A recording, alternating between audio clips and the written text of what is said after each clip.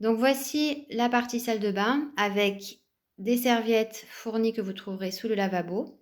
Et ici, le jacuzzi de place qui est plus précisément une baignoire balnéo, donc qui se vide à chaque fois.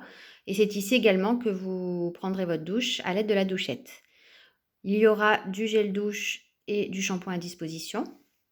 Donc ce qui est important de savoir, c'est que dans cet appartement, il y a un chauffe-eau, donc d'à peu près 250 litres, qui se recharge toutes les 4-5 heures. Ce qui veut dire qu'une fois que vous aurez rempli une première fois votre baignoire pour faire un jacuzzi, si vous le videz, vous ne pourrez pas le re-remplir avant 4-5 heures. Donc au niveau des boutons, vous avez le premier bouton ici qui correspond à la température, celui-ci pour allumer ou éteindre l'eau et celui-ci donc pour changer entre la douchette et le robinet. Donc ici, j'attire votre attention sur celui de la température. Donc le froid est complètement à gauche. Si vous n'appuyez pas sur ce bouton-là, vous allez être bloqué ici et donc vous n'allez pas avoir d'eau très chaude. Ça va sortir assez tiède. Donc si vous voulez plus chaud, il faut bien penser à appuyer et à tourner complètement. Voilà, jusqu'ici si vous voulez de l'eau plus chaude. Donc la douchette qui se trouve là. Donc quand vous remplissez le jacuzzi, il faut compter à peu près 20-25 minutes.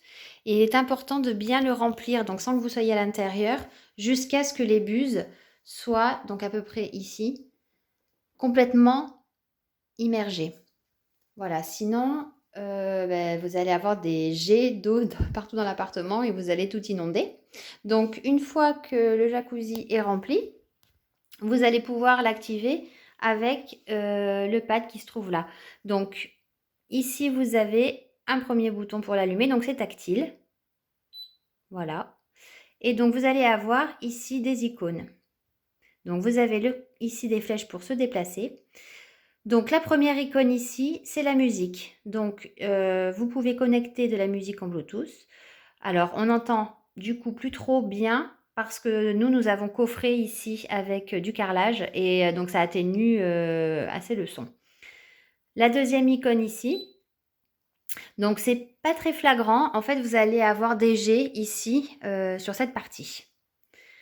C'est plutôt sur les icônes suivantes que vous allez plutôt utiliser. Donc celle-ci, c'est la lumière. Donc vous voyez, c'est la lumière, voilà, ici, c'est aléatoire. C'est des couleurs de chromathérapie qui défilent. Donc quand vous voulez sélectionner une icône, vous appuyez sur OK. Voilà, et pareil pour arrêter, vous appuyez ici.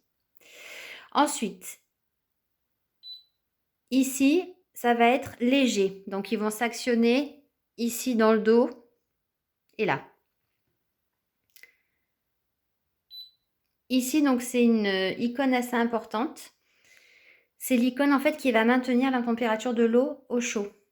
Donc elle ne marche que si les jets sont actionnés. Donc si le jacuzzi n'est pas en marche, évidemment, ça ne marchera pas. Mais je vous conseille d'utiliser justement parce que si le bain se refroidit et on a tous tendance à faire pareil, c'est-à-dire faire couler de l'eau bouillante pour le réchauffer, vous allez vraiment plus avoir d'eau chaude pour vous laver. La dernière icône, c'est celle-ci. Là, c'est les bulles, donc du jacuzzi. Quand vous ne vous servez plus du pad, il va se mettre en lock tout seul. Donc pour le remettre en marche, il faut faire un appui assez long, plusieurs secondes, pour le réenclencher. Aussi, quand il y a un peu d'eau dessus, il détecte plus trop le doigt. Donc essuyez si vous voyez que, voilà, que ça ne marche pas pour pouvoir retrouver de l'adhérence. Voilà donc en ce qui concerne le jacuzzi.